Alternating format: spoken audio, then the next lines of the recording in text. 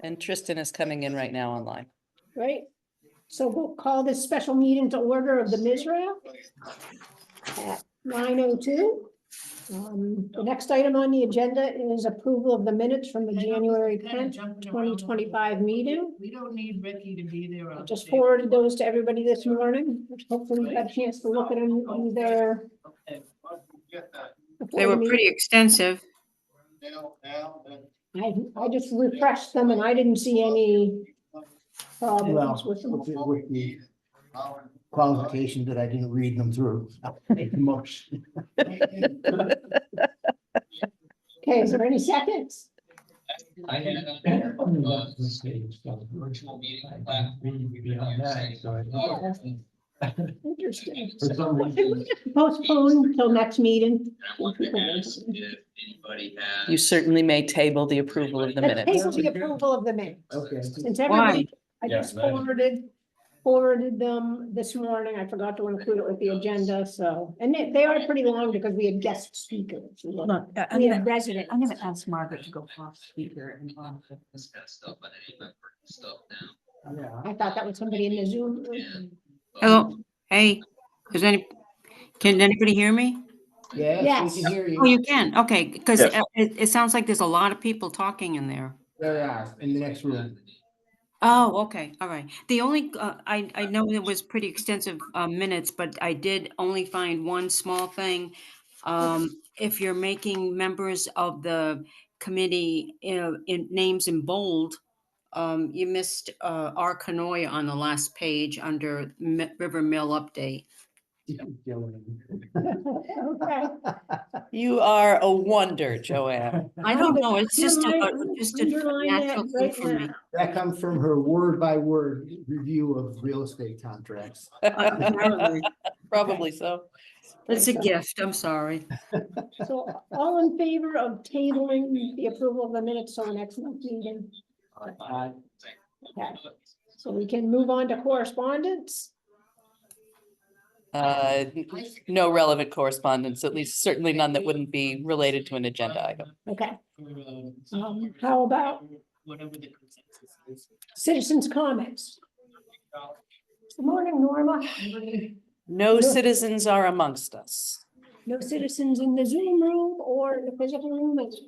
Norma O'Leary just joined us here in person. So number 5, committee business. The first item is the Connecticut Deep 319 grant, French River Stormwater Quality Improvements. We do have some updates on that. Yep, Dan from ECCD submitted on our behalf on Thursday or Friday, which was the due date.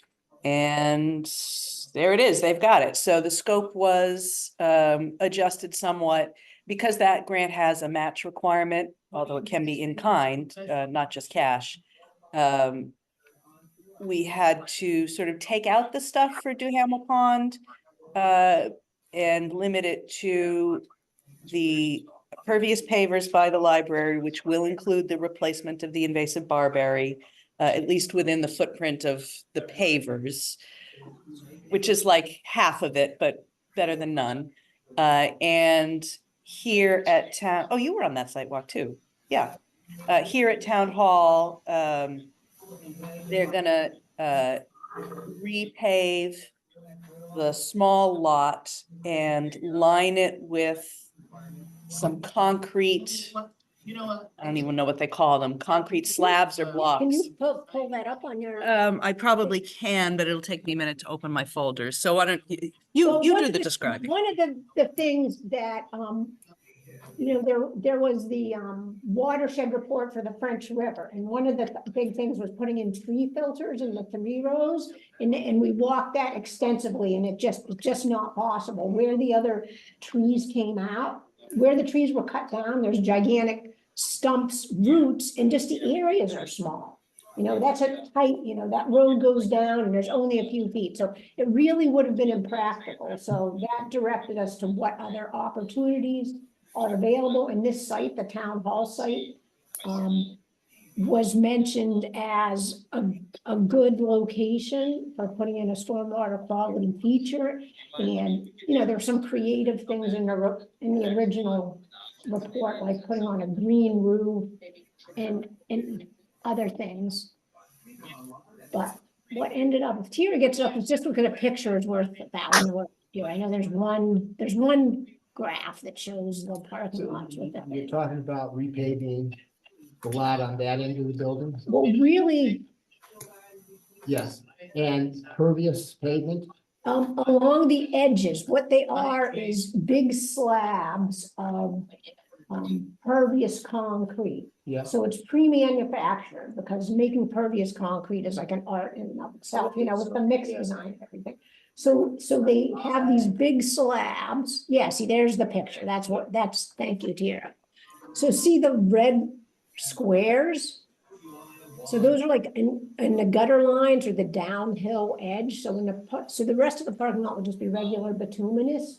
But then at the low edges, there'll be the big slabs of pervious concrete. So the stormwater will be encouraged to infiltrate right into the ground and not go into the storm sewer system. What happens when the main parking area gets sanded? Washes down into the pavement. The maintenance requirement is basically to vacuum out the sand. So that is you know, like you clean a catch basin with a vac truck, you vacuum, and the same thing actually is true for the pervious sidewalk pavers too, in case those get filled up with It's a good Friday, right? leaf, debris, sand, so there is a periodic vacuum Okay. for me. Yeah, so that's the depiction of the work to be done at Town Hall, and then you guys have seen this more or less before. This is the what's this? That pervious concrete, those blocks, they're not piped anywhere, it's just infiltration into the ground. Correct, Yeah. so they get set on a bunch of layers, you know, the underlayment is very important. Right. They have, you know, Right. so many inches of a certain diameter crushed stone, and a smaller stone, and a smaller stone, so it makes like a whole filtering Right. bed. Yeah, so this is the back of the library that faces Main Street, and then facing the parking lot, and then facing the front. So that's the footprint for the pervious pavers. And then the invasives, this is the barberry. This might be winged euonymus, which is there, if we can, We can do what? euonymus, Burning bush, burning bush, What? burning bush. You talking about planting or pulling? pulling. Yeah, okay. Yeah. I'm telling you what's there. Yeah. Every foundation planting at the library is a noxious invasive Yeah, species. Yeah, we just pulled some burning bush this summer. Yeah. Um, We've got barberry in back. We haven't seen any burning bush yet. So, yeah, so what was it, so the total amount was something like Can 20, tell you in 1 minute. almost 300,000. What is it planning to do with the library again? Would you explain that? So here in the back, and they were going to do this last year, but there were timelines for a previous grant and the work that we had to do to pull out the underground storage tank that didn't, so that sort of went away. So they're resubmitting. So here where the underground storage tank was taken out and then wrapping around the front, the existing pavers are going to be replaced by pervious pavers. So that, as Janet was just explaining to Bernie, it'll, you know, filter the stormwater better, won't just sheet off. And also as part of that, my particular flogging horse, they're going to rip these invasive shrubs, definitely these, and if budget will allow, possibly these as well, and replace them with non-invasive native species. So it's not just going to leave an empty scar, you know, an ugly scar in front of the library. and you were asking the cost, so let me scroll up and find it. I don't remember. So they're asking for 236,863 for a total budget, including our in-kind match. Here somewhere. There we go.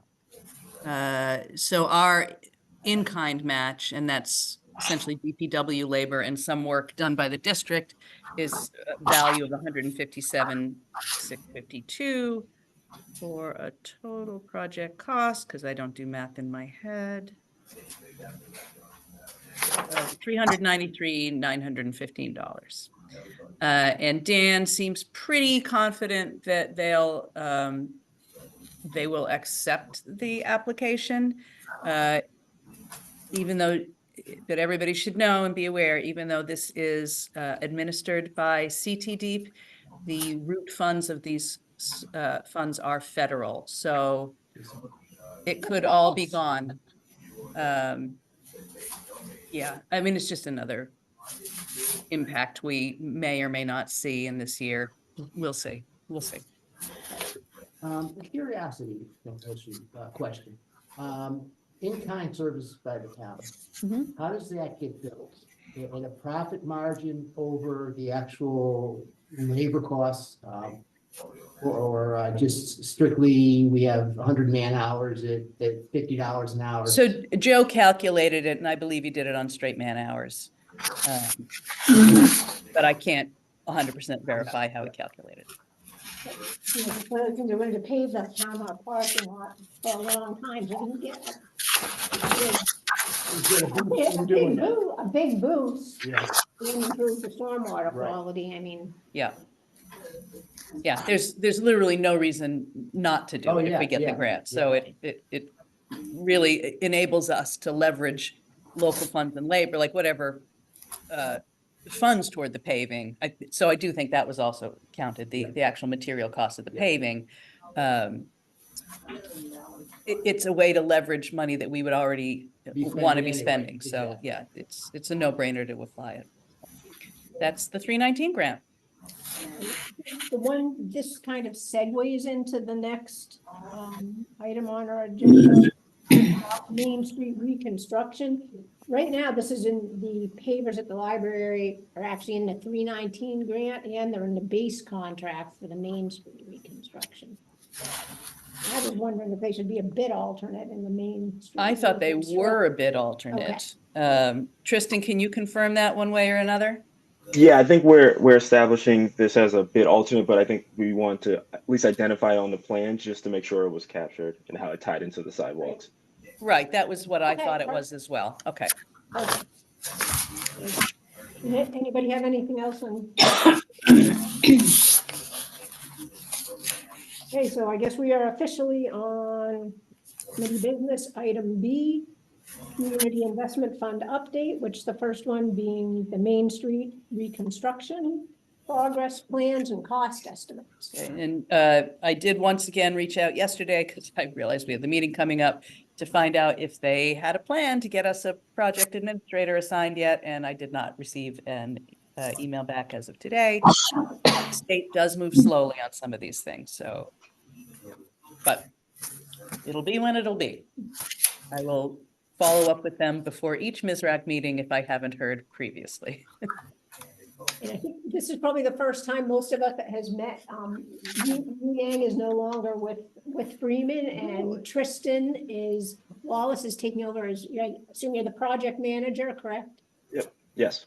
This is Janet Blanchett speaking. Hi, Janet. So Tristan's our new project manager. He submitted to the town preliminary construction plans and cost estimates. He's available online now to go over with them, and he said he'll come to a meeting in person in the future when we can get Joe here as well. Hi, can everybody see my screen? Yes, we can. Are the plans up? Yep. Okay. Let me start by introducing myself. As I said, my name is Tristan Wallace. I'm the project manager on this project after Yu Yang's departure from Freeman, and I'm the civil manager for Freeman. So I do a lot of work. I was doing work on this project even prior to, so I'm very familiar with the path of which this project has taken. And I'll go through some of the layout. I won't go through the existing conditions because I'm sure that's already been established to a high degree. So I'll just go over the plans quickly, and then get into some of the things that may have not been so much vetted the first go around or in prior meetings. And if there's any other questions, of course, please feel free to interrupt, and I'll try to answer those as best as I can. Might be helpful to So- have you zoom in on the details a little bit. Yeah, yep, Even on the absolutely. big screen, it's a little small, I think. Got it. Fair enough. Thanks. Yeah, so this is kind of station south to north, right? So this is the first kind of page and sheet of our plan set, showing the bridge crossing over the French River. I'm sure, as everybody knows, it's a full depth reconstruction, which will include base, sub-base, base course, and 2 layers of pavement, binding and wearing, and then as well, and I'll get into that a little bit later, the drainage, which will probably be a bit new to our approach will be a bit new to most of the people who are viewing this. So on this page, there's not much, I think from a change standpoint, reestablishing the walks, reestablishing a crosswalk in a different location that better aligns with the walks. I know the crosswalk was here before, but we're moving that a little bit south to better align. And after this point, we'll establish street striping, double yellow line and shoulders where applicable. So pretty simple on this page here, showing identifying the concrete walks and things like that would be added to the plan. Going to next sheet. More of the same, reestablishing striping throughout the roadway, reestablishing concrete walks on the southern side, page south, I'll say south and north, just from page orientation, but it's actually the east side. On north side, we're going to be replacing, we're saying to reset the decorative stone wall and the removal of the walk on this side to just lawn, as the walk on the south side, page south side, will facilitate pedestrian traffic. Can Going you, here. can you Yes, scroll please. left back to the Route 12 end, the town hall end, the east end? Oh, The southern intersection. southern intersection, sorry. Yep. Yeah. Okay, now head up to the curve where Ravenel comes down. Yep. Okay, I imagine you guys have looked at that and there's nothing that's gonna, Reardon comes in, not Ravenel. Where Reardon comes in. You guys have looked at that and there's really nothing that can be done to improve that slope there. Yeah, I think that, yeah, with that existing condition and there's not a lot of room to modify that. I think the condition of that intersection is relatively set. Not sure, prior to me, that was something that was noted before to me in kind of the transition, that there was a call out of an issue here, but I'm not sure if there's much we can do. I think we can investigate it more, but the condition of that slope, it might be set to some degree. Yeah. Yeah, I think the short answer, Bernie, is one of the solutions we had posited was to make it one way Yeah. coming Oh, from yeah. south to north, but we abandoned that Right, pretty quickly, exactly, so. exactly. The public would never go for it. Could you go back to the church where we might need some right of way acquisition or anything? There it goes. Yeah, so I assume it's to get ADA accessible grades the work goes beyond the town's right away into the church property. So somebody from the town should probably talk to the church. I guess once we have the final design, yes, Okay. then that would be the answer. I don't imagine that they'll give us any resistance. They're just hard to get in touch with. Okay, Crosswalk or beyond the crosswalk? beyond the crosswalk. See where it says approximate easement limits and there's like a little rectangle going out?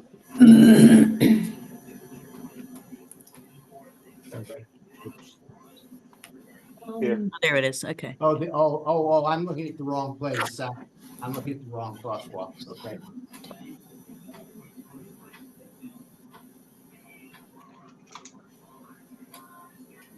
I guess that's Yeah, just- so Yeah, I mean, Was I there think any- that's just any additional administrative questions detail on we that? have Yeah. to follow up on. Yep. Okay. I can continue on. If that's okay. So, yeah, I think I was here on this page. Like I said, typical full depth throughout this section here. Crosswalk on that cross. I'm sorry, concrete walk on the southern side, and reestablishing of lawn and drives on the northern north side. Go back Yeah, to the left. yeah, Go please. back to the left again, if you would. Back to the church. One. Okay. Yep. Sorry. No. Right Okay. Where we've been talking where the rectangle is and the new crosswalk. Yep. Where is the funeral home is one lot up, correct? What's that? I'm sorry, I couldn't Funeral hear you. homes where it says Main Street. Am I correct? Yes. Yes. Well, I'd be more concerned about pedestrian traffic crossing the street to the parking lot at St. Joe's during funerals than I am, I think, about crosswalk to the church entrance. This is the, this is the funeral home. I think the funeral home is like at station 16 plus 50. Oh, it's actually further. Yes. Yep. Oh, even further. Yeah, it's here. Okay. This is the, this is the brewery, Right, because and it's right on the next curve. door. Yeah. So there probably should be a crosswalk there. That gets a lot of foot traffic across the street. I think we Across here? had requested that actually in an early iteration. Okay. And Yu Yang at the time had mentioned something about it being a mid-block crossing or maybe that it was crossing directly into a parking lot. I think that was the issue. But that's a good catch, Bernie, because I do think we were expecting one there. Yeah, that's. Yeah, I can actually this might be a little bit more helpful here. So this is the previous walk. Yeah. And are you discussing having a walk more north? I know there's Yes. drives on from these homes Keep here. There's going. the drives here. Keep going north. But- Yeah, it's Across right, for this parking here. right, yes. Yes. That's where people actually cross the street. So Okay. we do need the crosswalk to the south because that's where the sidewalk starts on the far side. Right. But Exactly. Yep. but I agree, we also need a crosswalk Correct. related to the funeral home and now actually the brewery. So somewhere in that vicinity. There was some impracticality about it that Yu Yang mentioned, and I don't know if it was because it was a mid-block crossing or Or a because curve. or it might have been because it. Yeah, it's. I was gonna the say the church curve property. being here. Yeah, as you encroach, there may be a property issue.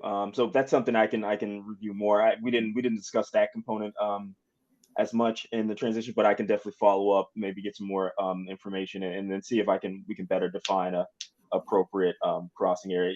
There's always trouble where we have drives and things like that, and mid-block crosswalks are more difficult because how traffic flow works through those areas. But I do understand your point, and that actually is a fair point. I just want to point out, I'm gonna play devil's advocate a little bit. You might put a crosswalk, like I'm picturing it a little further down, because I don't think you want a crosswalk to just go into a parking lot. So if it's a little further down to where the sidewalk is, right where that cursor is. Yep. I'm gonna guarantee you, people are still gonna cross right out of the parking lot. Oh, absolutely. Oh, they will for sure. But yeah, I mean, look, we just had brand new crosswalks Right. put on Route 12, our supposedly busiest. And if I walk down to the convenience store, I'm crossing wherever because it's so low traffic. But for people who need the crosswalk, Correct. that's what it's there, because it's got the ramp. Well, and if it's Right. handicapped, which Yeah. it would be. So handicapped, your suggestion, Amy, is it should be at the parking lot because people are gonna cross there. No, I just don't think, I don't wanna be putting things in, adding things that aren't necessarily gonna be utilized. Okay. What if it's at the very end of the sidewalk where it intersects the parking lot? Right Right there. Yeah, I think so, because That seems logical. because the handicapped ramp for the funeral home, see, points to the, well, to the east, it looks like the Right. north on the screen. So it doesn't actually it makes sense to have the crosswalk directly across the main entrance if your main users are going to be requiring handicapped access. That also puts it closer to access for the brewery. So I think that's probably the better location. What you're More saying, like the a end of parking side- lot to parking lot. Almost. Or are you saying parking lot to parking lot or end of sidewalk to End of sidewalk the to, front entry of the funeral home? Right, but the handicapped entry of the funeral home, because Is- the ramp comes off to the side, it doesn't come That's straight correct. down the front. Yes, and that would also put the crosswalk closer to the brewery as well, as opposed So to where's it end up on the St. Joe side if you do that? right where that cursor was, right at the edge of the parking lot and the grass strip. Thinking in here. Yeah, Okay. So yeah, okay, so I'll definitely further vet that, just to make sure we, that works. Definitely want to consider parking lot location as proximity to the parking lot, how it lands on this side as well. Make sure we're establishing the appropriate drives. I think with this sidewalk being, I think we lose a little bit of our landscape strip here. So that's always difficult with ramping because there is a requirement on the backside of a ramp or something that there's a 36-inch path through. I'm not sure how wide this sidewalk is here, but there's other mechanisms for ramping where you can actually ramp all the way across and back over. So we'll definitely kind of establish a appropriate ramp type and see how to make that work. With the curve, do you need some sort of crosswalk warning for cars heading Yeah. south?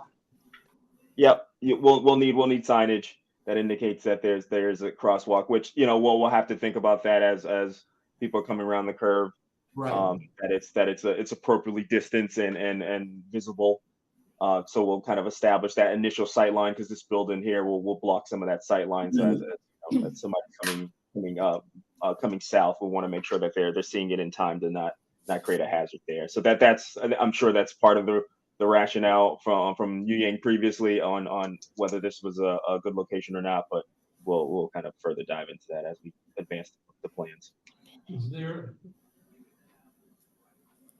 this is Ken, is there any way of figuring in some kind of low fencing barrier for that one house that's on the corner of the church parking lot?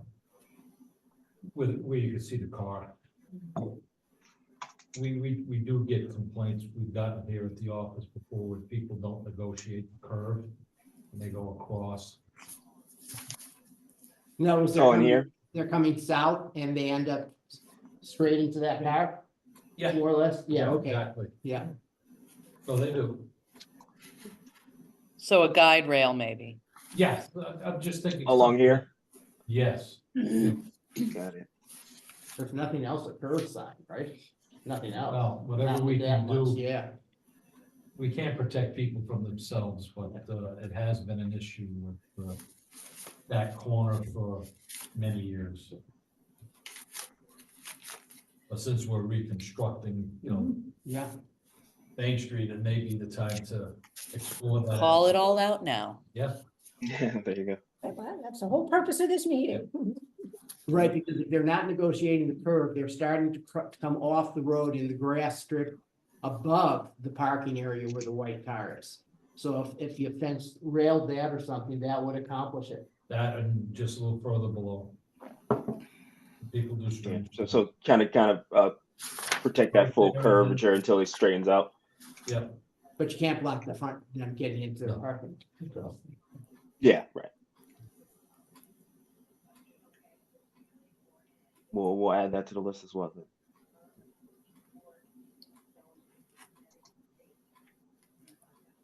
Okay. Anything else on this side? It seems like there are a lot of institutional knowledge on how the traffic flow and things here work with. So definitely open to any other thoughts or suggestions in this area. Anybody? good for now. Okay. People Okay. are okay with moving on to the next sheet. Sounds good. So this is the around station 33 to about 40 here. So this School Street intersection, reestablishing a crosswalk here, relocating the crosswalk. It looks like it's right about at that concrete the big driveway. So we'll move that out and better align the crosswalk there. And then we, as was mentioned before, we are showing the permanent pavers, as there is some sidewalk that will connect into that. That will be, that's not part of the, I guess, the main cost of the Main Street construction that would be under the grant, but this would be an alternate. So we want to at least identify it and show it how it would work in terms of how it ties into the walking, the crosswalks as along Main Street here. Right, we'll only pursue that as a part of this project if we're unsuccessful with the 319 grant. Right. So this is probably the area that has the most significant change, short of the kind of the first run of Main Street. The intersection of Riverside Drive and the first intersection, or the northernmost intersection of Riverside Drive in Maine. So we're showing a complete reconfiguration where there's actually a turning movement going into Main Street and out of Main Street with some stop control. Taking out the island that's there that allows people to come straight through into Main Street. I saw in some previous meeting minutes there were some concerns with speed on this road. I think this helps to mitigate some of that, and also provides a lot better of an isolation of the monument.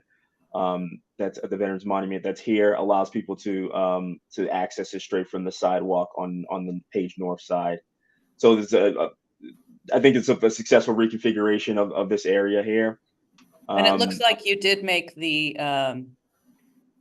turn onto Main Street and the turn into the driveway just to the north a little more gradual, which is good. Yes. That was feedback we had at the last meeting. Yeah, absolutely. So yeah, it made a lot easier of a turn, but it does allow for a turn which slows people down and makes the movements a little more structured here. So this is probably the most significant change, and then continuing the striping on Main Street. The next sheets I'll get into the drainage reconfiguration as well. This plays a part into that. There's some catch basins going down Riverside, and I believe this last catch basin continues on, and then we're picking up drainage going down Main Street. So I'll capture that in the next set of drawings. But I don't know if there's any questions or thoughts on this configuration. Yeah, Ken's got a comment. Yes. That we had talked about at our last meeting, that isolated driveway that is there. Yeah. That's accessible to 3 houses that are there. The 2 at the street level, and there's 1 in the back, and then you'll go up alongside the 3-decker. Currently, where you've got that grassy that grass where you've cut it off, headed towards the 83 plus. Okay, that whole section. Oil trucks, any kind of trucking that is of significant size delivers, and like oil, gas, propane, whatever, they stop along the sidewalk there to get up, because we talked about that. That is going to be a problem, because the way that is blocked off in that general area, and I don't know the answer to it, that means you're pushing that oil truck or the propane truck or the whatever is trying to make a delivery to those 3 houses being further into Riverside Drive. Got it. Because they normally stop along that sidewalk and deliver right from there. So in the current And that's been going on for decades. So in the current configuration, Tristan, that little bump out is what, grassed? Yeah, and yeah, as shown, it would be grassed. It doesn't have to be. I think that immediately as the comment was being said, my first thought was, can we establish this as a different type of coverage to allow for a truck to we had pull a off? similar type of issue with the in-out at the restaurant, and what did we do there? We did some kind of mountable curbing. So I think just a differentiation of surface from the road that is mountable is probably the way to solve that. Or even drivable grass stuff at the pub. Whatever the case, because that's the only way that they get their deliveries in that area. So yeah, you're talking about this kind of cluster here, and they pull off right here. Exactly, right along the sidewalk. They actually get up onto the sidewalk area currently, because it's a direct shot onto Main Street. Yep. So where that big green bush is, in front of that, the smaller the house. Yep. If there's 2 sidewalks that go up in order to get, deliveries, they actually Yep. go up these 2 walkways with whatever hose or et cetera, the dragging. As well as furniture or whatever somebody may be buying. Can you reference a couple other houses? Which other houses share that driveway? I think he means the one where you can see sort of the spread parking lot with the car. But doesn't that access be floral? I don't think so. Okay, this is your 3-decker here. Yeah, This is the parking lot for this. You have this house here that's also serviced as well as this one here. So when this one and this one get deliveries, as we see the curvature going down, right. they pull right here in order to get, They go back to that far house? I'm not sure how they get back there because the trucks cannot make it up this way. Oh. Okay, I was gonna ask that, do they have, is it possible for them to go out there, but it sounds like that's, You've That's got not like a realistic, 4-foot, yeah, you've got a 4-foot drop-off wall that runs right along here. yeah. That's Yeah. the actual driveway that's To coming get out. to these 3 houses, yeah. Right, okay. Okay, so any configuration for that around the curb could pose a hazard and restrict delivery. I just hope it won't be pavement markings. If we can come up with something a little more like a mountable curb with some kind of Yeah. color change thing, like tribal grass with grass queen. Yeah, a clear change of surface, I think is Yes. called for. Yep. Along the 3-decker there is. Well, and see where it says number 377 and 376, that's where the. That's where the driveway is. It goes along the 3-decker. To get into the back. And like I said, there's a 4-foot drop-off wall. For that house that's on the corner floor. So it's not like they can pull in on grass Nope. to the side. They got They're above they're that building, physically they- constrained. Making this change to surface there, does the state have to be involved? I would think it would be important. Yeah. That would, I've gone through, different districts before, and it can be a struggle sometimes with the surface change, and what they want and don't want. However, this is a bit of a different configuration than typical, so I think it's definitely worth the conversation and the approach. But to your point, I think we have to at least vet a solution there so that we don't create a hindrance to the operation. In a worst case scenario, what, we just lose that northern island. There's still the island that leads directly to Main Street, so you still can't take a straight Yeah. shot down Main Street. It just is less protective of that driveway. Much less protective to keep people in the curve. Well, maybe a little Yeah. guardrail at the 82 plus 100. Straight, short run of You guardrail. have to put up some form of barrier to. Right. So in a perfect So are world, you saying if we took this out and established the island just here? Is that what the Yeah. conversation was? If I'm that sorry, were the case. couldn't hear you. yeah, I think in a perfect world, we keep the northern island, but if the state is highly resistant, the alternative is we lose that island. The entire configuration is still better off because you still can't take the high-speed straight shot onto Main Street, but the driveway What I- gets less benefit of the protection. What I would say is that there may be a concern if we didn't create a curvature in which somebody could kind of flow through, and it was more of a abrupt Right. island here. We could be creating an impact, a safety impact. So if somebody's coming down here and for whatever reason they're not aware of this, because a lot of times roadway curvature helps people kind of navigate. If we just had this island here, that might be a consideration. Something I'll think about more, of course. But if we took this island away and it was just this kind of island here, if you can see my mouse, I may be a bit concerned with somebody's forward movement through there, kind of similar to what we were talking about on the other side of Main Street, where people struggle with negotiating that turn. I can see that happening here, and it may be a bit of a worse condition, but I think it's worth us reviewing more and seeing how we better accommodate this. And to that point, the state will have to have some say in that treatment. Well, let's just concentrate on convincing the state that some form of that island needs to Yeah. be. Because if you leave that island there as it's proposed, you create another hazard with the delivery trucks. They're gonna Yeah. pull into that driveway, then they're gonna back out on the Riverside Drive, Right. or vice versa. Heading south on Riverside Drive, they're gonna back into the driveway, and you've got those people coming right around the corner. Creating Yep. another traffic flow hazard. That is fair.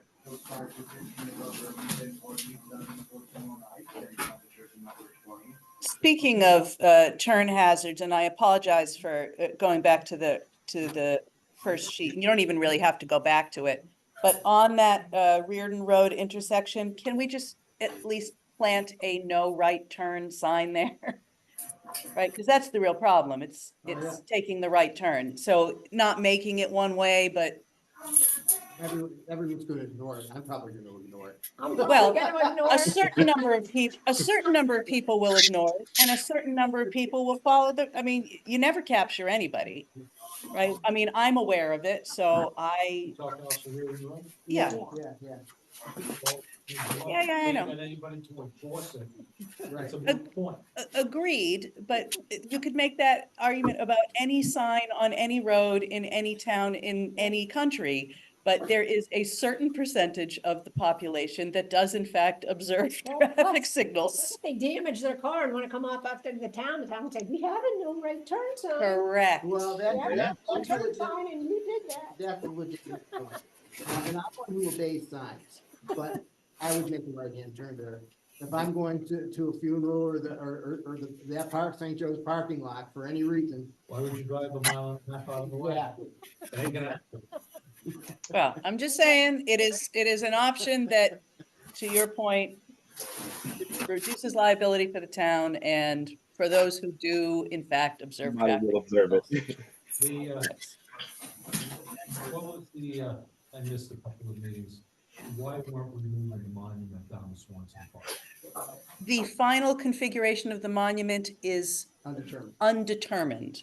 This is for the sake of this. Certainly the easiest thing to do would be to put it there. We have said all along, what we're gonna do is whatever the veterans organizations want us to do. So it may be that they wanna leave it there, it may be that they wanna move it, but it may as well show it there, because that is a And possibility. the other thing is that the Swanton Park is a bid alternate at this time, so if it's not, if the funding isn't there to do the park, then, moving it. Either way, it gets moved. Right, it gets moved somewhere, it's just whether it's moving 25 feet or 500 feet. The Swanton Park, So, whatever. No matter what. No matter what, we're in Swanson Park. Everybody's gonna be- I'd say bring it to Swanton Park if we want to make that decision. We have said, because we have occasionally been accused of not following the will of the public, that we will allow the veterans organizations to determine the final disposition of that monument. It's probably highly likely that they want it to go to Swanson Park, but maybe not. Maybe they like it there as a separate location. We said this is now, I mean, why can't they, it'll be brought to them now, like, instead of going through. We haven't gone back to them yet because we've been sort of in flux, but yeah, it might be an appropriate time, Norma, at this point in the design. Yes. Yeah, I think so, because we have the preliminary design, and they can't move forward from preliminary without the veterans input, so. Yeah. So I think it's been premature previously, but now is probably the time. We would invite them to our March meeting. Let's do that. That's a Who Capital wants to be idea. in charge of that? Who knows the Well, I'm happy to VFW? reach out. Yeah, I have no relationship there, so. Is it- Probably not. Who's the, I'm not sure who the commander is right now. Legion? It's not John Capone. It's not John anymore. I used to have to. I know. I forget who the commander is. So We'll invite some leaders of veterans organizations to come to our March meeting and we'll specifically. Are there any other than the two, the Legion and the VFW?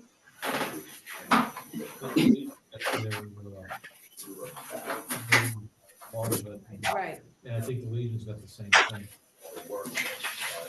I mean, how about our Veterans I was Affairs gonna say, Officer? we How can about bring, Brady? we Oh, can bring yes. Rainey in on it too. Yeah. Actually, yes, and thank you, Janet, because Rainey would love to be a piece of that. Oh, yeah. He has told us previously, and because he's not sitting in front of us, we forgot him. Yeah, right, and he is meeting with them all the time, you know, Mhm.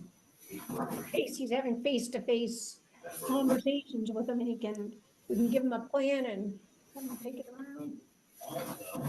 We do a follow-up even after we invite him to make sure that. Yes, that is a perfect task for our man Rainey. Oh, absolutely. I don't know if you follow all that, Tristan, but for our March meeting, we're gonna invite the town's veteran affairs Yep. officer and American Legion and VFW people to comment. Yep. And then that'll be right in line with we'll be trying to create some final plans kind of past that point, so that'll be good to help us establish final locations. Fantastic. Capital idea, Norma.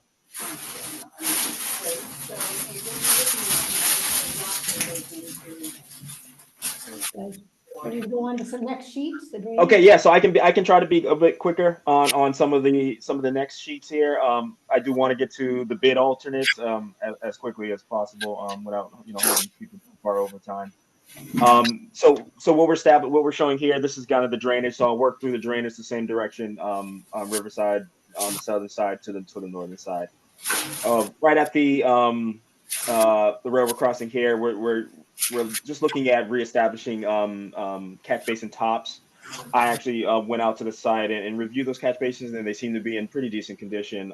We'll definitely look more into that, but I think it just from an ease of reconstruction and providing a benefit here. We're looking at replacing the tops, better establishing the tops. A lot of this drainage discharges into the river, I'm sure, as everybody knows. So too much reconstruction does get into embankment work and things like that, where it's not necessary, we want to avoid that. So we'll reestablish the catch basin tops here. Going further north, we're looking for our last point of connection to be this last catch basin. You can see on our plans, we do have the existing condition runs and our proposed condition runs. Phasing will be a big part of how this is constructed and what sections we can demo versus what sections need to stay, because of course we have to maintain stormwater conveyance north of where our construction will end for that moment. So hello, can everybody hear me? Yes, yeah, I Okay. muted some background noise. Okay, from- yeah, from thank you. something else. Okay.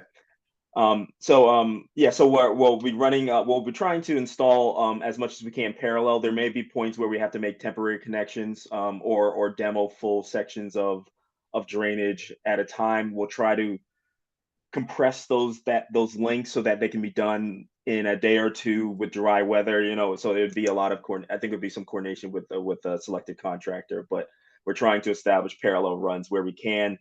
And it'll probably be you build one side, come back and build the other side with connections into the manholes down the center. So that's something to TBD on how some of those things will be established. But this is our general configuration, trying to stay to where catch basins were placed before, with some minor modifications where needed. Going through, so that's that first segment of Main Street. Coming in through the second segment of Main Street, we're at some sag points in the road where there's not much of a run of catch basins, but until the low points, we'll reestablish those catch basins to repair those and make the connections into the existing discharge locations. This is the beginning of another run of pipe that tie into the culvert that's underneath the road.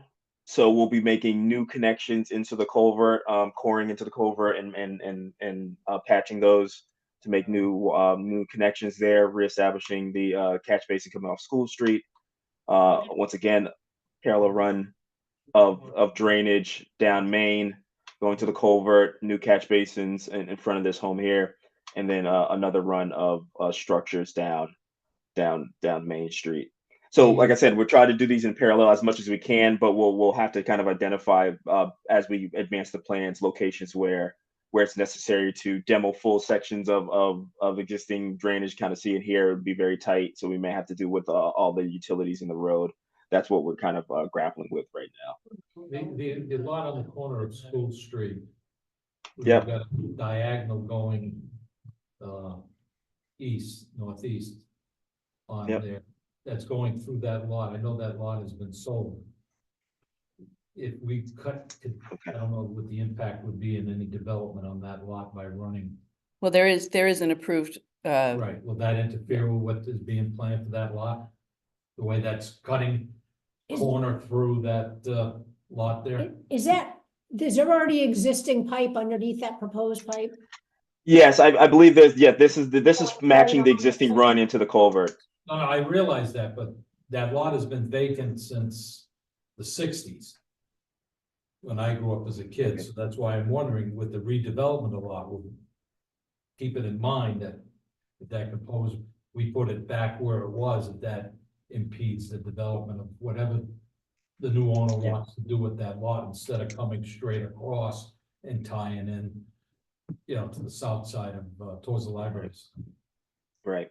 I'm just pointing that I mean, out. there may be conversation where easements are maybe established, because that would be a part of the roadway drainage. And so if there ever need to be maintenance or anything like that, that'd have to be something that's worked out, access to that pipe. So there may be some more, to your point, if this is being sold and a more active kind of owner is going to be involved with this property, then there may be some administrative things that have to get worked out to reestablish that connection. But The should we- alternative is to tie it in to the road with a structure Yeah. and then create that connection there. Maybe we upsize this pipe, so that could be a feasible alternative. Wouldn't it even be cheaper just to cut it straight across? And do it? Yeah, I was thinking the But same. it depends on what's in the road there. Yeah. And wouldn't have to make another coring in the Yep. culvert. Yeah, it would be, extra pipe in another structure, but yeah, that actually may make a lot of sense. I think all of our utilities are on the southern side, it's Page South side, so the east side of this drainage line here. So that may actually be a more feasible connection. We'll definitely look at that. Good.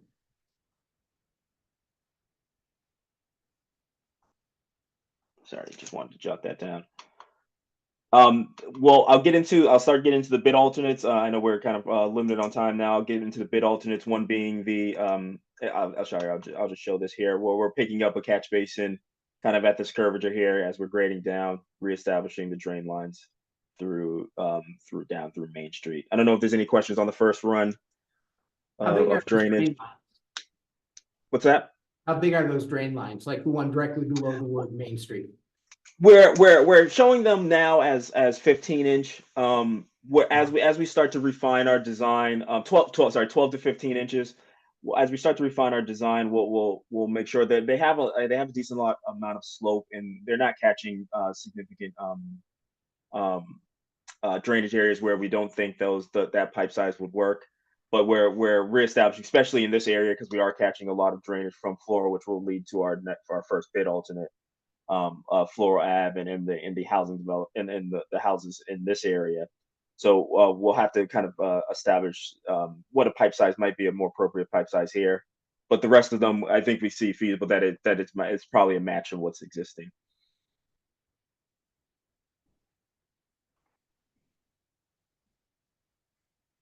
I'll just kind of briefly touch on the planning profile. This is just a simple planning profile just to kind of identify that our intent is to try to maintain existing grade as much as possible. Where we're shifting low points, we'll have to make small adjustments so that those are in actual sag areas rather than offset a bit. But where our intent is to try to match it.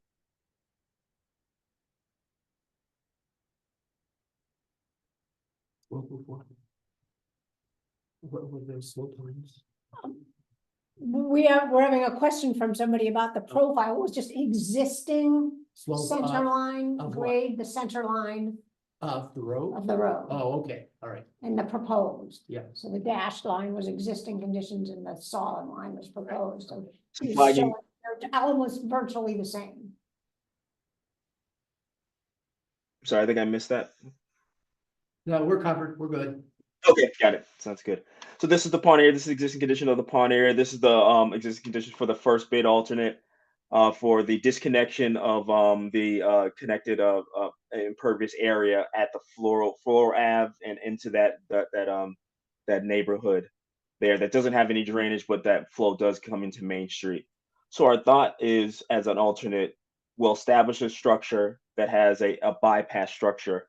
So the intent will be that the water quality volume, which is about the 1.3-inch storm, would flow through the first portion of Main Street into this catch basin. I mean, sorry, this structure, and bypass to a water quality pond here. That we would need to outlet into the pond, but this would allow for us to disconnect the impervious and meet the a retrofit for water quality control. That would be a good help in the MS4 permit requirements. So this structure would bypass low flows, and then any flow in excess of that would continue on. This would of course still see flow, but any flow in excess of that would continue on to through the Main Street system. Is that done yeah. just by making the outlet down Main Street higher? No, actually, it won't. What we would do, well, a bit. It won't change the inverts kind of flowing through here, but we'll offset the inverts in this structure here so that this is lower. This will probably pass through. This invert coming in can be a bit higher than this one, but this one would be slightly lower so that low flows want to make their way here without coming through this pipe here. And then anything in excess of that amount of a few inches of elevation would go through and continue down Main Street. Right. Yep. Does it also create that intersection as a sediment catch as well? So yeah, so the structure and what I imagine would have a sump for some sediment catching and would need to be a part of the maintenance program for this pond. Okay. Yeah. The pond itself would have a forebay as well, which is a typical a primary function of a water quality basin. This allows for sediment dropping as well prior to the main function of the pond, which would be here. Since we're in close proximity to the pond, we'll probably intercept groundwater or high groundwater at a few feet below the surface here. And that will establish that, will allow this to be established as a treatment pond, which will stay wet during high groundwater seasons. But the wet ponds allow for pollutant removal and other type of treatment functions on pollutants and contaminants that would allow for the cleaning of the water and then the discharge. So we'll have a discharge pipe. We have to establish inverts and better establish design as we move forward. But that would discharge directly to the pond. So there would be a significant treatment factor that meets the state requirements before discharging. I know there was some conversation in this area as well. There's potential for some repairs around the edge of the pond. That was going to go into the 319, but they couldn't make it work with the match requirements, so that's been taken out. Got it. Okay. So like I said, we wanted where we were locating our pond, we wanted to stay away from those additives, and I know we had conversations around this area here being an area that's utilized by residents and other people. So we wanted to try to hug it as close to the pond as possible, but not close enough to where we're impacting the pond itself. Yeah, I know that it hasn't been final designed yet, and sized, but yeah, the closer you can get it to the cemetery and out of the grass area. I know it looks like it's running parallel to the contours, and which is good, but might take up space if it was kind of rotated 90 degrees. I don't know if it would work, but. Yeah, no, we'll definitely consider that. I know we have some, there's a little bit of a slope going up towards the cemetery, not much, but there's a little bit of slope, so we don't want we don't want to get into that slope, but so much, but we can definitely, we're refine it a little bit. The shape may even change, and we can maybe tuck it up to your point, tuck it up into the corner a little bit more to get out of that clear space.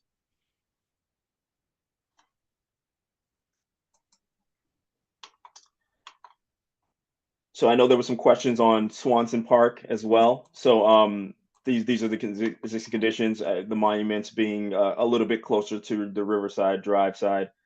In our proposed layout, I'll skip right to that. We're showing a couple things. I'll touch on a couple things, starting with the monuments. We're showing some kind of a walkable area that will flow through and kind of try to maintain some of the trees or the landscape. And then the monuments will be placed within this area here, kind of on a curvature along that walkable zone here. We are looking to establish some 45-degree parking here, but probably more like 30-degree parking here to allow for more parking, and a sidewalk that will help access the monument area here. We are showing a limit of repaving, and I know I had some comments prior to us submitting the preliminary design. I had a couple some questions around that, limits. I think in our initial run of this, we're probably showing limits a little bit farther than maybe we want, but that can be a conversation on how we want to reestablish this paved area. We definitely know we're going to have to do this corner, if you can see my mouse, this area here as we bring in this new parking. But there's a catch basin here that there may be something we consider outside of this, and then how far up we want to chase the pavement. The pavement is not in the best condition here, but it seems to be a low volume drive going through here. So we'll definitely have to establish pavement in this area, but how far that limit goes, that'd be something we can kind of discuss. Is the catch basin existing or planned? The catch basin is existing. It's a I wish I had a picture of it, but it's a frame that's seems to be kind of covered. Some grass along the edges have maybe grown past it. So it would be a good idea to reestablish it, but it's not, a necessity to this project in itself. It may be something for a later date as a function of the town. Yeah, kind the of reason I general asked maintenance. was wondering if we could add a couple parallel parking spaces on the side where the catch basin is. And would the thought be to cut in a little bit into the lawn area and Yeah. take that off of the, okay. I mean, is it worth it? What do people think? Is there enough parking there for, I mean, is there way more than we would ever use already?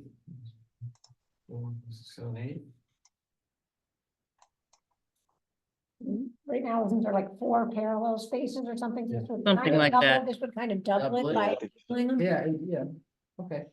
Yeah. I'm good with that then. And hopefully that's part of the overflow for the small business across the street. I think that is mainly the function it serves now. Yeah, I think, Yes. I think Milltown's employees park there so that customers can use the lot. Yeah, if people want to have an event at the veterans. park, Yeah, I guess you don't need spaces. People are just gonna pull up there partly on the grass. Well, if it's on Veterans Day, it's only basically an hour. And it's before the restaurant opens anyway, Yeah, right? So they're exactly. probably So parking at the age Milltown and could be more. Yeah. Okay. Okay, looks good. Okay. So I don't know if there's any more questions on that. That covers the 2 bid alternates. I won't get into the rest of plans where it's mostly just details and things like that related to the construction, so but just going back to our earlier conversation about the monuments, this rendering Yes. does or does not show that big this does one? not show the big one in this location, as the full plan set keeps the monument at Main Street. Okay, yeah, I figured as much. I just want, because I Yeah. know at some point there was a rendering that had it, which I think was Steve's rendering, that had it relocated. Yeah. Yeah, so I was just wondering what you used as the base. No, we kept it there, and I know that's been the conversation. So in the final iterations, if we have a better idea, we'll show it in one look. We may change the configuration of the other monuments to work them all as in a way that's hopefully well received by the veterans and whoever else wants to see those monuments. The question, because I didn't see it, going back to the reconfiguration of the intersection where the monument is on Riverside Drive. What did we plan for the, removing the cable and the post for guardrails up to it? Is that part of this? Yeah, he had a note for Merrick Parkway guardrail. Okay. And that being, oh God, that's gotta be what, 10, 12 feet of drop off into the library? Yeah, Okay, I don't know if part of that project, something that should be looked at, but we are getting settlement along that original stone wall that leads down into the parking lot. Stuff is starting to fall out of there. In a few this places. wall in this area here. Yeah, that whole wall that goes up through there. Yep. Because they used to have 3 apartment buildings in there back in the day, and Walker Drive being the businesses, et cetera. But any heavy work in there could disrupt some of that stuff sitting there for all these years, and something to consider. How structurally sound that still is. Was that all always there? Yeah, when the mill was So built, the apartments were down. down in the hole, right where the parking lot is. Well, it does look like Yeah, the new Steve. proposed guardrail is further away from the wall than the existing. Okay, so that wall runs all the way up and around. Of course, you're not seeing the height, Right. but if you've been in the parking lot. Oh, yeah. It's up Really there. tall, yeah. It's tall, Yeah. and stuff is starting to migrate out of it, and that may need to be shored up, and that's, I'm not saying it's cheap. It's gonna need some work. Today, tomorrow, 10 years from now. Yep. Because if you look right where the dent is in the flex beam there, there's stuff that has fallen out into the parking lot down below. So. And that's all gonna be factored, with this big Yep. project we're doing. I mean, that's a grant all by itself. Maybe. Throwing out the pitfalls, so that way we're looking at all of it. Oh, yeah. Absolutely. I think it's maybe even worth. I know that won't be necessarily part of this project, but it may be worth us at least calling out protection or bringing attention to that as we, especially as we get closer around here and we started doing some work. I know it's mostly we're staying to the configuration of the road a little bit as we get closer, but it may be worth at least us calling out. I'm not sure how much we can capture in this project, but it's probably worth noting. I wonder if any of that's in state right away. That's a good question. Yeah. They've surveyed it also, I'm sure they must know. Yeah, this is the right of way line that we're seeing. So it falls. I mean, I think only a small corner of that wall falls Okay. within that, and then most of the wall is outside of that because most walls can't be in state right of ways without a significant amount of permitting or allowances. So I mean, that is owned by the town. Yeah.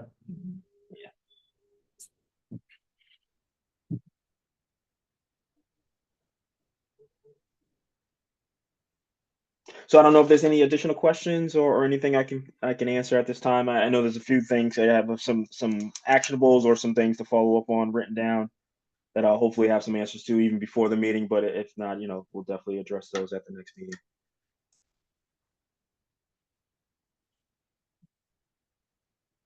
That was an We went excellent over quite a bit. overview. Yeah, great overview. And I think we talked about next, in the March meeting, we'll try to see if Joe can clear his schedule and make it and have some of the veterans and Tristan can come in person and really Yes, absolutely.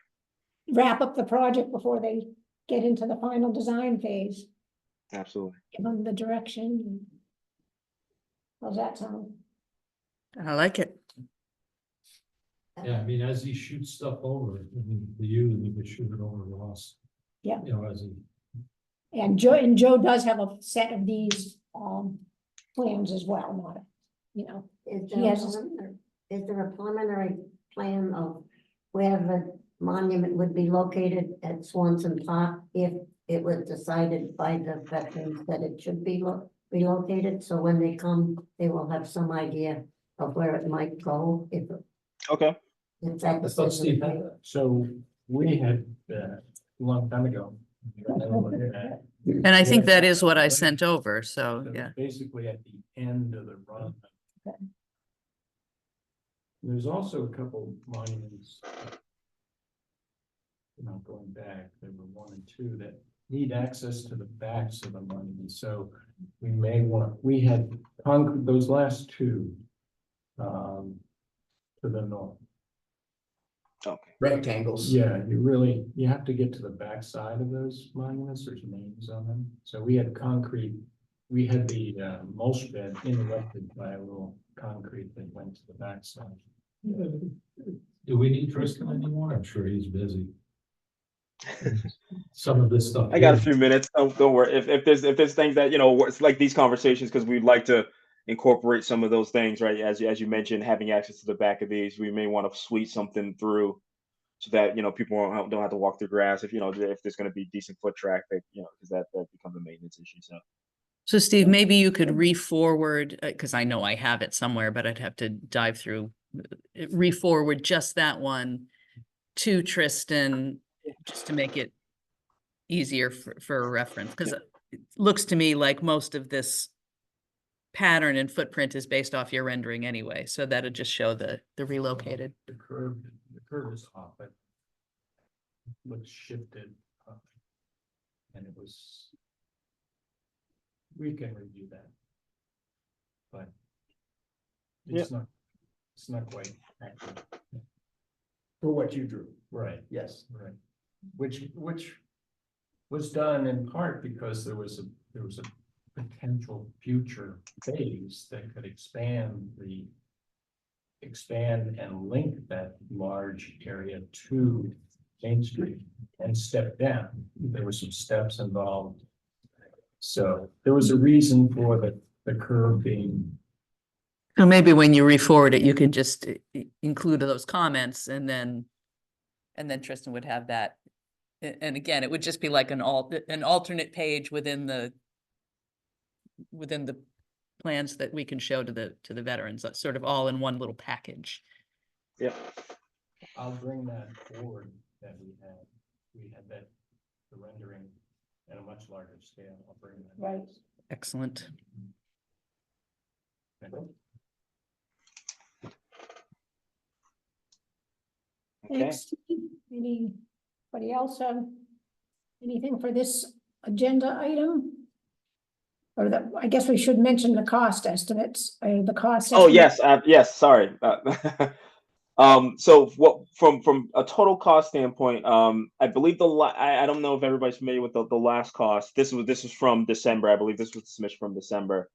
And we're actually not far from this. I think the total cost actually has gone down by about 20,000 or so. This is the cost of Main Street. The total cost, we add in the 2 alternatives, we're about at 3,760,000. So we're still generally in the range of this cost. We'll fine tune it, of course, as we better establish what some of the details of the pipe sizing and things like that, or if there's some other relocations or slight deviations from this. But we're generally in the realm of what the last estimate was. I believe in December or November. That is music to my ears, because that increases the chances that we'll be able to complete all of the stuff I had bundled into that grant application. So. Anybody have any questions on the cost estimate or other questions for Tristan? And I guess, thank you very much. Thank you. And I'll definitely be seeing everybody in person next go. Okay, Awesome. great. Thanks, Tristan. All right. Thank you. That was a good presentation. So moving on to our agenda, 65 Main Street. So I closed near the end of 24, the first renovation grant, the one that covered that eventually evolved to cover the hazmat abatement in the exterior. There's a pin in it until the SIF grant is finalized and completed, like everything else. I'm currently working to close by the end of March the planning grant, which the final deliverable is the master plan. Had a con call earlier this week with Margaret actually, and Kevin Grindle, who is the civil engineer with Barton and Logwidish, who is subcontracted through Tyche, who is a project partner to do the final site design for the permaculture park, specifically the area, the 3-ish acres right along the French River. So they showed us a preliminary design, and we should have a next phase design by early to mid-March, I think. And of course, that was all based on a federal award that we were supposed to get, but as with all federal things, I'm just assuming we're not getting that $700,000, but maybe I'll be wrong. I spoke yesterday to a student intern at the UConn Transactional Law Clinic. They are going to assist me with essentially creating the framework for the organization of what 65 Main will be, so we're exploring, how a municipality can operate a co-op, which is sort of the best model we were able to come up with in the workshop process for activating that space, because a co-op allows it to be staffed by volunteers as it establishes, and then as it becomes self-sustaining fiscally, would enable staffing, like actual staffing over time. I have had for a few months a mentor through the Connecticut Small Business Development Center, who has been assisting me with the business plan piece. So the transactional law clinic is the legal piece, and then the business plan piece, and those things all will go into that final report. It is due by the end of March. There's about 60 grand, maybe a little under 60 grand left in that grant, so plenty to accomplish the tasks. I have some anxiety about those funds getting clawed back. But I think the people currently working on it under contract, because there's no fees for UConn or the Small Business Development Center. The only fees remaining right now are anything that we're incurring from Tyche as the partner who's managing the engineer and landscape architect, and then the architect's fees themselves. So we all know the boat we're in. Everybody's proceeding with the project as normally. My most recent conversations with USDA indicate that the funds are going to be available to us. Since the project expires at the end of March, I'm reasonably optimistic that it isn't going to be worth anybody's time to claw those funds back, since so much of the contract is already completed and expended. But it keeps me up at night. But that's where we are with 65. All right, thanks for that update. So the next item that we have on our agenda, I didn't even put the River Mill on because I knew it was going to be a longish meeting, is inspired by Steve's email regarding the name of our committee, the charge or the mission of our committee. I mean, this is something that could be a Meeting in itself. I'm almost a meeting in itself. I don't know if we should just kick around some ideas and then wait till we have a little more time and delve into it deeper. I know I've included our current charge in the packet that I emailed to everybody. This is straight off the website. Steve, why don't you take it away? Well, I was just frustrated going by the buildings mill site that it looks worse now than it did when we started, which was the whole reason for the formation of this committee. What could we do with the buildings mill site? No, the fence is gone. I mean, whole sections of it. The tower has fallen down, due to neglect. An icon for the town is now gone because he demolished it by negligence. We've done all this work through grants for him, and nothing's happened for free. You got all that information. I know. He claims not to have even been aware of it, by the way. Oh. So it's just very frustrating. I mean, we've done a ton of good stuff, but I just happened to pass by and it hit me that day as I looked over there and saw the mound, which is, as I said, not as. It's worse now visually and safety wise. I mean. I was a kid, I'd be curious about what that pile was like, and the liability to the town. I guess the good news about that is it's now safer than it was before it collapsed, Right. because what if some kid had been in there when it collapsed? What's the status of the land bank? Because there was discussions of the land bank taking ownership. So as you guys know, I am on the land Yeah. bank. The land bank was really aspirational when it was formed. We continue to exist, but the state, after initially allowing it to come into existence, has not been super helpful in continuing to invest in the land bank's ability to do anything. So we have the professional expertise to do a lot, but everybody, just like this group, is a volunteer. And without staff, very difficult to actually proceed with anything. Now, I won't say that the land bank has done nothing. We have partnered with CCOG, because we cover all of Eastern Connecticut, on some assessment grants, and the land bank is going to be providing some professional function for them, but CCOG is taking the lead on that. In a perfect world, if the state had accepted the rationale we proposed to them a couple of years ago to allow for a certain second funding stream that would have sort of gotten us off the ground to be able to execute some of the things, it would become feasible for the land bank to take title there. But without staff, our attorney's acting for free right now. So I think that's really the biggest hurdle, is that everybody's doing everything for free and there is no funding mechanism. If a developer comes in, the land bank can offer some assistance there, or can offer assistance to municipalities with applying for grants. Thompson doesn't happen to need as much assistance in that regard, because unlike many small towns, we have a full-time planner. I'm actually on the land bank. I can tap expertise.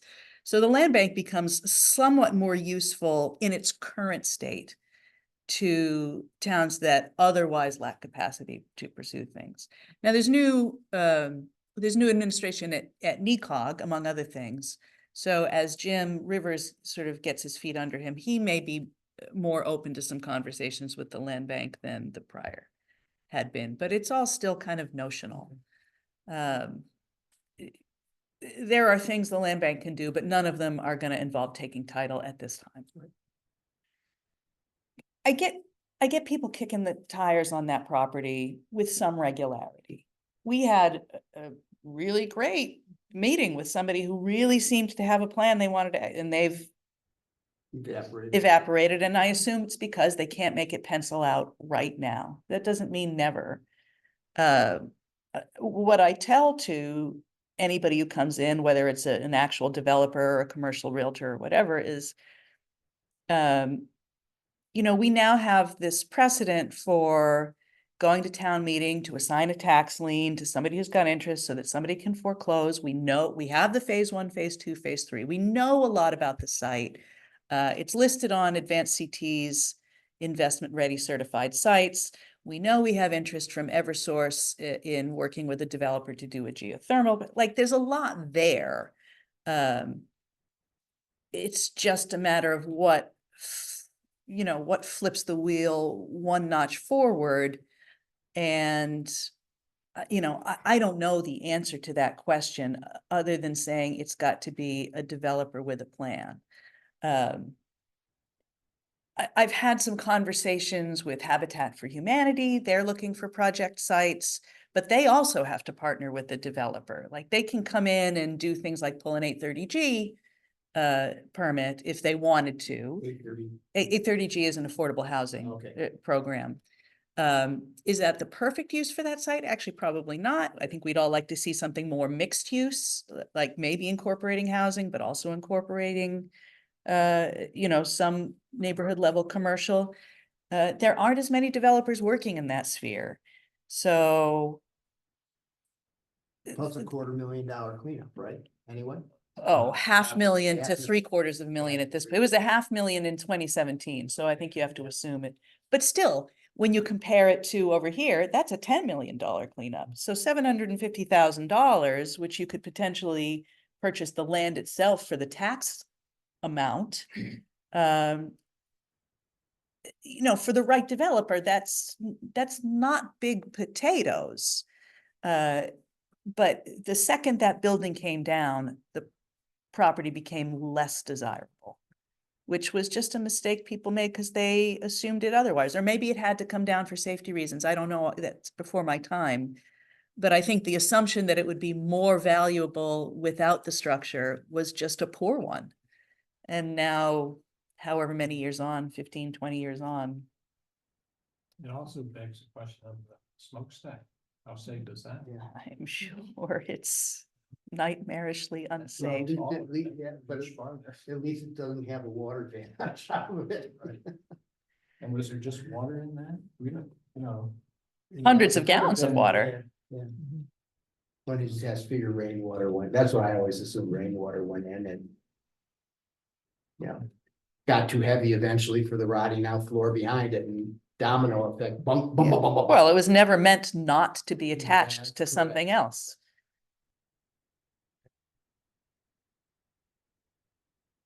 Yeah.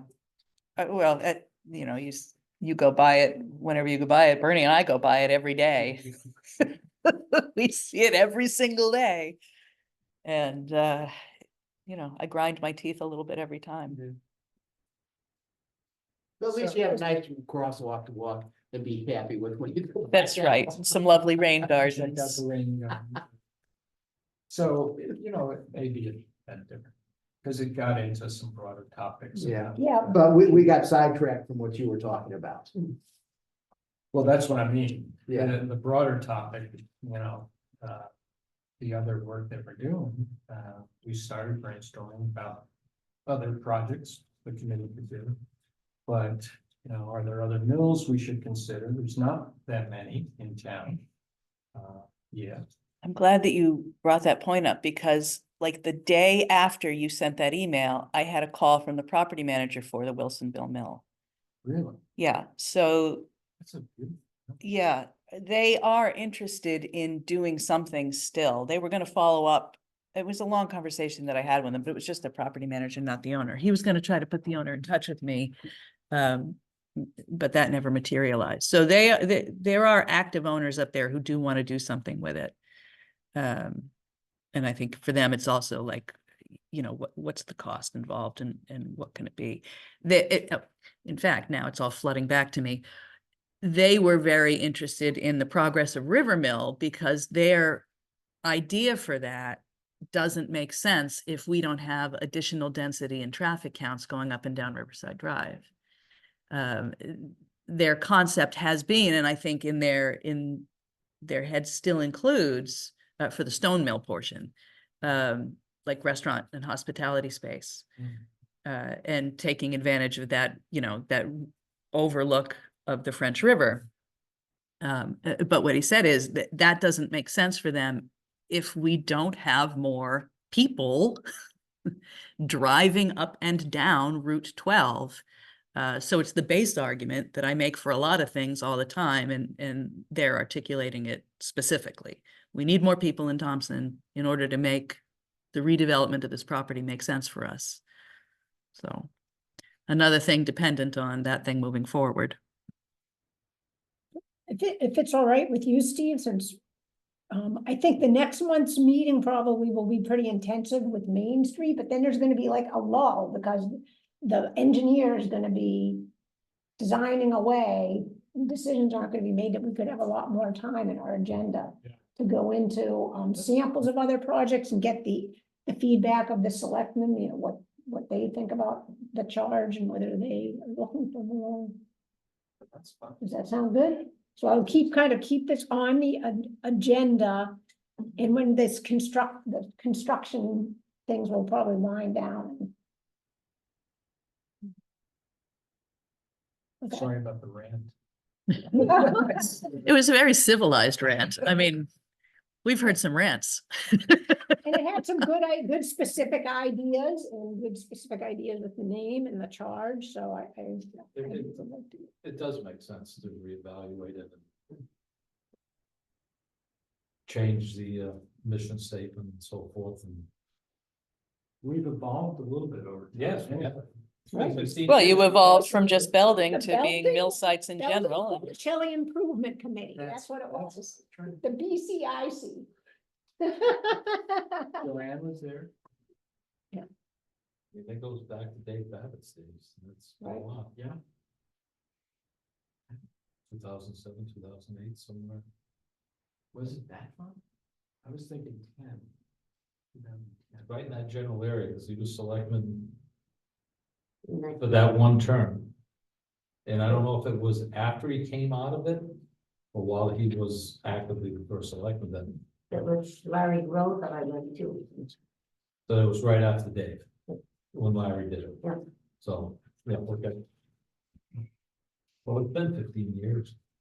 Right.